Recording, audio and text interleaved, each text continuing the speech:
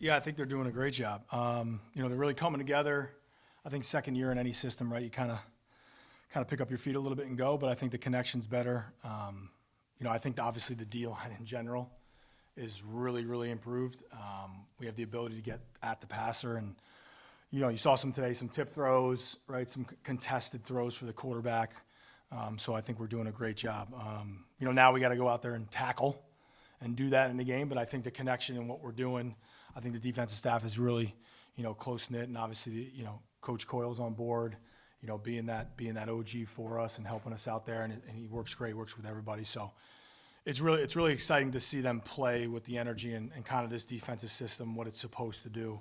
So now we just got to stay healthy and keep going. TJ with 2 interceptions, how has he grown throughout the offseason? I know he had that season ender last year against Iowa. How has he grown going into this season? Yeah, I mean, TJ, even when he first got here, always had those leadership mentality and that kind of those capabilities. And it was funny. We just talked in the staff meeting after the first scrimmage, just kind of like if TJ can get one or two plays to make, underneath his belt, like he's always in good position. He's got a bunch of PBUs, but 2 interceptions and 2 2-minute drills to win the game in downtime was pretty awesome. So I'm excited for him. Obviously, you guys get to talk to him next. What a day for him to come in here and talk. So, but he's got to be great for us, right? Our boundary corner in our defense is huge, right? Because of the 3-by-1 sets and the stuff that we do. So he's got to play big, and he definitely plays bigger than he is. First day of camp, you talked about violence. Have you seen the level of violence and energy that you would have hoped to? Yeah, I do. I think, we've talked about right now, we're kind of in the middle of the woods, per se. You start off camp, you're excited. Then you kind of get in the middle. Can't see where you started. You really can't see the finish. So now it's like the grind, like the dog days of camp. So we have, and our drills have taken over into that. We've added a lot of drills in that we did not do last year. Multiple inside runs we're doing, pods almost every day, one-on-one pass rush, team run stuff. So we're trying to magnify that as much as we can. But you see it in the team periods. It got, that point of camp too, it's getting a little chippy out there, which is great. You want to see that. So it's definitely moving in the right direction. The hard part about that is you just got to sustain it, right? Because of injury and those kinds of things that can happen, but play football, like anyone can get injured at any time. So we are pleased with that. And now it's just got to keep going here as we progress through camp. In general, are you happy with where your team is right now? Are you on that scale, on that graph of where you want to be, ahead of where you thought you might be at this point? Yeah, I think we're right where we're supposed to be. I mean, I think we had a great first scrimmage. We got about a little over 100 plays. We got what we need to do there. We got some live tackling in. And I think the progression, the thing that we kind of changed after that first scrimmage last Thursday, these last 3 days, it's been a lot of unscripted periods, right? Getting out and just playing football, getting the coaches off the field, whether that's first and second down play third down. I think third down play fourth down is a great drill for the sequencing of plays. A lot of people are going for it. We got to be ready on both sides for that. We did a red zone knockout drill today, right? Kept score, offense and defense. The difference in that 4-point play, right? We need 7s on offense. Got to come away with field goal attempts on defense. 2-minute stuff we've been working. Tonight and tomorrow we're getting into our end of game stuff. So really, the only situation we haven't hit is EOG, end of game. Those last plays of the game, depending on yard line. We're going to do that over the next 2 days. And we did an overtime period yesterday where we split the team up, ran an overtime period. We got through the first one, it was tied. Through the second one, it was tied. Then we went to 2-point plays, got through 2, and then we went to the fourth overtime, and we ended up winning it on the second drive of the fourth overtime. So all of that stuff I think is so important for the team, right? They're a new team. They're new together. They're working hard. They're doing that stuff. Now put them in the environment they're going to be in. So that's what we've really been working these last couple of days. Without asking who's up where, how is your depth chart coming together after the first 2 weeks? Yeah, I think after the first scrimmage, you kind of have identified who's going to be, solidified at some spots. We do have some 1 spots to be figured out, primarily offensive line, defensive line. I think our linebackers and our secondary, for the most part, there's some spots in there like nickel star that we got to figure out. Offensively, I think, with the O-line, we just got to figure out some stuff there. But I think we have a pretty good grasp of the 5 to 6 to 7 guys that it's going to be. Running back room's competing. They're still shaking it out there. I think we have 2 powerful weapons at wideout, right? And Joe and Ty, and then 3, 4, 5, 6. Who's it going to be? And obviously, Pop's our one. And now we really got to figure out over this next week who's going to go in the game if they have to with the two. What have you seen from those guys, the guys that are competing for the backup QB job? Yeah, I think it's been up and down. I think, it's hard. For Logan and Ty, they got here late. Logan got here in May, I believe. Ty got here in June. And then Aiden has kind of had the front row to this because he was here in January. And he's pushing. I'll tell you what, he's pushing. So, you probably saw today, we gave all the 1 reps to those 3 guys. We just rotated all the 1s and 2s with those 3 guys because we knew all these situations were coming up. And that's why we did that. So I think up and down, Logan had a nice throw, nice ball in the red zone knockout. Logan also had that nice drive. We got into field goal range. We got a last-second kick there. We turned it over with the other 2. So, and those are the pressure situations that, Max and I talk about. You got to get them in there and you got to let them do it. We kind of called it the bullpen day today. Starter goes down, who's going to step up and be the guy? Because it's more than likely at some point it's going to happen, right? Rarely do you go through a whole year, whether that's, the one gets nicked up or he's out, whatever that happens, and we got to kind of go. So, and that's unique because they're all kind of different. So that's really helping us figure out, okay, if this does happen, how do we formulate the offense to have the best chance to win? And I think that's what's helping us. Yeah, I think Aiden obviously is your, what you want in terms of all the skills. Height, weight, arm strength, running ability. But he's a freshman. He hasn't played college football. So that learning process is a little bit behind at times than the other 2 that have done it. Logan can hurt you with his legs, right? He's certainly capable of making all the throws. And Ty's in there. Ty comes from an offense that he threw it a lot, right? So some things that are new in the run game, like handing the ball off, going under center, all those things are kind of new. So I think they're all unique. But that's what we're trying to figure out is how, and that's good for Max in these unscripted periods. He gets to call plays with those guys and see what they're good at. And then obviously the supporting cast around him has to go. You talked about the defensive line improvement. How do you measure where your offensive line is against them? Yeah, I think we're going to be above average, I would believe with the D-line that we have in terms of MAC play. When I stand back there and we rush, we have a chance to be great, but I think we're going to start there.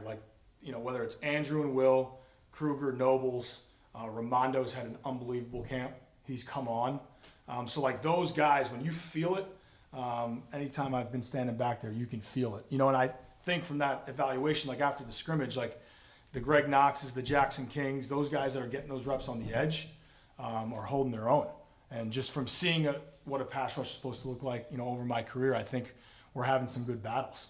But sacks are huge. And I'm going to talk about closer to the start of the season. We have explosive plays and turnover margins. Our third column is going to be sacks because there's a crazy stat out there for a long time that if you win those 3, you're going to be in good shape. So I think when I watch it, certainly a defensive mind, when they can protect on those guys in one-on-one pass rush, that's why we've been doing so much about it. I think we're going to be in good shape. What about the run game? Those guys, are they getting pushed from the run game? Yeah, we are. I would say we've made a drastic improvement, especially in picking up movement. We struggled with that big time last year. Picking up movement, being able to pass things off, whether that's in the run game or the pass game. But we've hit some explosives. I think Elijah had a 60 or 70-yard run, yesterday on an inside run play. But we're moving people. Brock, I thought, played the best he's played since he's been here in the scrimmage, moving people on one-on-one blocks. So I think it's been really good inside. We just got to be more consistent, I think, on both sides with what we do. And certainly, we just got to figure out who that 6th, 7th guy is, kind of O-line wise, and then obviously figure out that rotation because I think we're pretty deep on the D-line. With Paul today, was it just a player management kind of thing, or did you really just want to see the backup guy? Yeah, just give him Pop a blow. Nothing's wrong with him, and he's been doing great. So it was that time to hey, we're doing these situations. Let's get those other guys in there. But Pop's our guy, and he's growing. He's doing his relationship with Coach Warner. I can't speak highly enough, and that connection right now. You always see it. You watch the Hard Knocks. You watch all this stuff, and then when you're in it, it's kind of cool to watch, right? And then Pop's ability to kind of transform the offense in terms of that leadership. You go out there with him, you're going out there with him, right? There's that feeling of that confidence that gets carried over. So, but I thought it was a perfect day to do that for him and kind of let him step back and throw these guys into the fire. And then we'll get Pop obviously cranked back up tomorrow. And with the guy you mentioned, Josh Nobles, how has he tackled his recovery process this offseason, and where do you see him going forward? Yeah, he's been great. He's back into team reps. He's doing pass rush. He's doing pods. He's doing the indie stuff. We're at some limited reps right now because I think it was a couple days ago, I believe, from the date. And mentally, obviously, it's a huge hurdle to get over. I think the mental part is actually harder than the physical part. When guys come off season-ending injuries, it's especially lower body, that trust to put your foot in the ground and explode like you used to. But there was a couple one-on-one pass reps I got pretty excited about the other day. So we just got to gradually get him back, get his conditioning back. That's another thing. But certainly the way he's handled it, just got to keep pushing through. Coach Craig talked about how the defense as a whole complements each other. So pass rush will help the back end, all that stuff. But if you can get a pass rush, like as former play caller, what does it allow you to do, like exotically, aggressively? What more can you do? Yeah, I think you just, the simplest way to think about it, if I only rush 4, right, I have 7 more guys that I can move around into different types of coverages.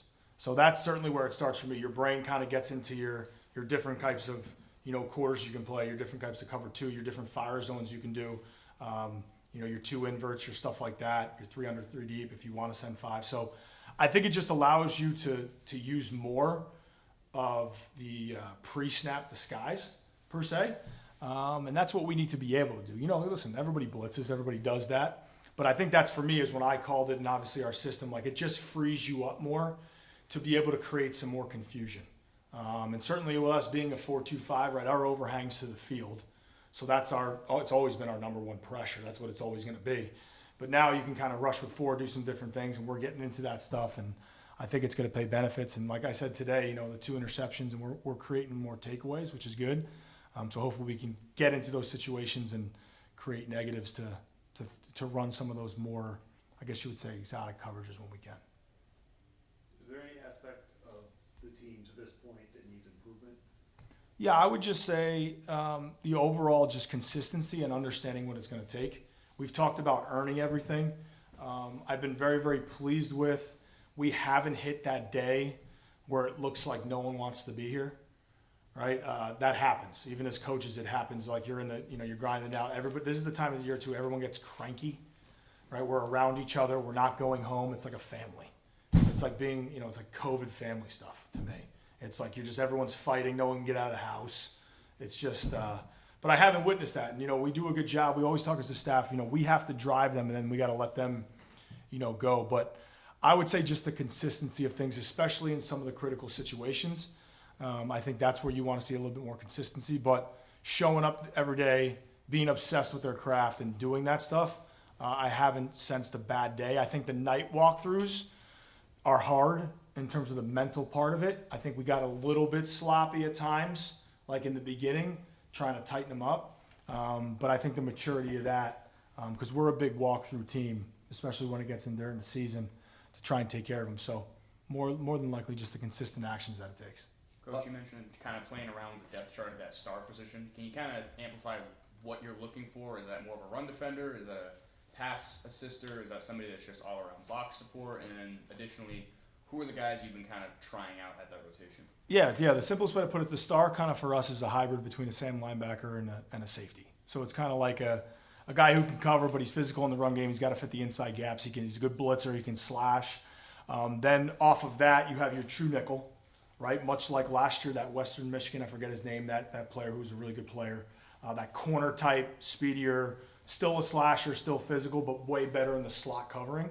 And then certainly we're going to play some base this year with a Sam linebacker, like a Josh, Isaiah, those types of guys that are bigger, 12 personnel, be able to play him in space. So I think it depends on what you're seeing. But, you can't, we talk all the time, you can't just run around and get stuck with a star body. I think what we see in this league and what we, everyone's different. We got to be able to play those 3 body types. So I think it's a really unique position. So ultimately, the stars are the stars. Stars usually kick inside to be linebacker type bodies on third down, blitzers, good underneath cover guys. Our Sams end up being the Mikes on third down, and then our nickels, who come from our safety and our corner group on first and second down, our best cover guys got to be there on third down. Because the slot in this league, there's some dynamic slots. Usually on third down, it's the backside X in the slot. That's usually where you start with your game planning. So, for instance, Rutgers, I mean, Mr. Duff, whatever he is, that's going to be huge for us to understand that. And they're going to have huge weapons. I know their young wideout group is really talented. I know they're really excited. So we got to be able to match up, especially in that down. So third down wise, you're truly in nickel, some dime stuff, some penny stuff. But that's kind of what we look for in those body types. So physicality always has to be there. To me, it's about what surfaces you're getting, what personnel groups you're getting, and how they can fit into that. During the spring, the guy that everybody was talking about in terms of freshmen was Drew Alsop. Is there a couple names or a specific name that you've seen that you want to shed light to this summer? Yeah, Drew obviously coming out of spring was huge. He's a little nicked up right now, kind of been out, a little lower body thing, but he should be back. But I think our freshman class in general, at our scrimmage, T.J. Davis is going to be a good one. Our running back made a couple good runs. Justin Lewis, our two freshman running backs are good. I think Kai Owens had a nice play today. He's improved, kind of hit a little bit of a freshman wall, which they all do. Then he's pushed through it. Tavian has done a great job. Tay, he had you probably saw on social media his catch in the scrimmage, the body control there. Aiden, obviously we've talked about a lot. I'm pleased. Eakins on the D line has done a really good job, and I think our young O line, and I'm going to count Gavin and Cooper in there because they just got here but we have size now. Like the Ben Nooms, Jake McGrath, Cooper, Gavin, Samu's a freshman. Like we gotta get them there. Like we look like a young O line that needs some time to develop. So I'm pleased with it. It's a great job by Zoom and our recruiting department to get those guys, and now we just got to keep them going. So, overall, I've been really, really pleased, and that's what's fun about those scrimmages. And ultimately, on the second one, coming Thursday, it's not going to be a lot of the ones. They'll do a little. I usually switch to some situational stuff. Maybe start with a 2 minutes, start with a red zone, get them in and out. They're 2 weeks out from the game, and that's a favorite scrimmage for me because I get to go watch the 2s and 3s go live and play. Because those are the depth chart conversations you got to figure out. You got to go do it. But I know I gave you a lot there, but I truly am excited about everybody. All right, thanks, Coach. Thanks, guys. Appreciate it. Howard was taking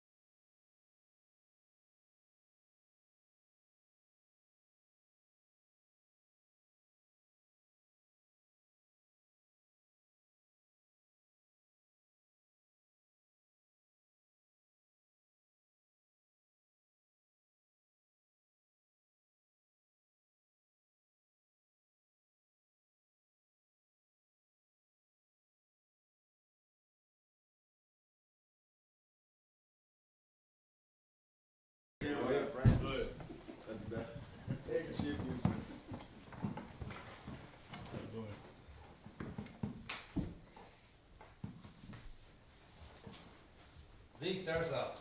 2 picks? How about that for practice, huh? Yeah, man, it's a great day right there. Coach was talking about, you being in position a lot, getting a lot of PBUs, but maybe not as many interceptions. How does it feel as a player? You're in position, now you're actually getting to make those plays. How does it help your confidence move forward? It definitely helps me a lot, but I wouldn't be able to do it without my teammates. Me and then the D-line, the secondary. We all work together, so everybody do their job, then everybody going to be in position to make plays. You just got to make the play whenever it comes to you. How would you describe your playing style? I think one of my greatest traits is how intelligent I am and my athleticism. So I just try to use that in every way that I can. And then I can see a lot of things happening before they even happen. So I just try to communicate that within my teammates and just lead in the best way I can whenever I'm out there on the field. What's the process been like getting back after last season? I just take it a day at a time, not looking behind, not looking ahead, just taking it day by time and then just facing whatever's getting put in front of me. How's the cornerback room gelling? How's the cornerback room gelling this season? Obviously, you, Isaiah, JC, Raheem, those guys coming up. It's great. Obviously, JC and Raheem is returning, so we already have some chemistry. And then Zay, when you get a new guy in, you try to gel with him as much as possible, so not only on the field but off the field, because, the better connection you have, the better y'all going to play for each other out there. So I would say our room, we're a pretty tight-knit group. We spend time together both on and off the field because we know that's important for us to win. How did you develop the cohesion with the defensive squad so far this year? you know, just like I said, you know, just bringing new guys in. One thing we just focused on was connecting. So, like, obviously we don't get to spend as much time around the D-line because, you know, they're with each other, and we spend more time with the secondary, with the safeties. So we all try to just mix together and just spend time together so we can get to know each other, not only on a football level, but on a personal level, because when you know somebody on a personal level, you know, you'll play different and you'll go harder for that person when you're out there on the field whenever you know what that person is going through or that person has your back the same way. How's Coach H pushed you guys this season to become better? You know, it's been great, man. We set a high standard, and we really just been focused on connecting as a team and just changing our best every day, never being satisfied because we haven't done anything. Like, we just focused on taking it a day at a time, changing our best, just really trying to reach excellence.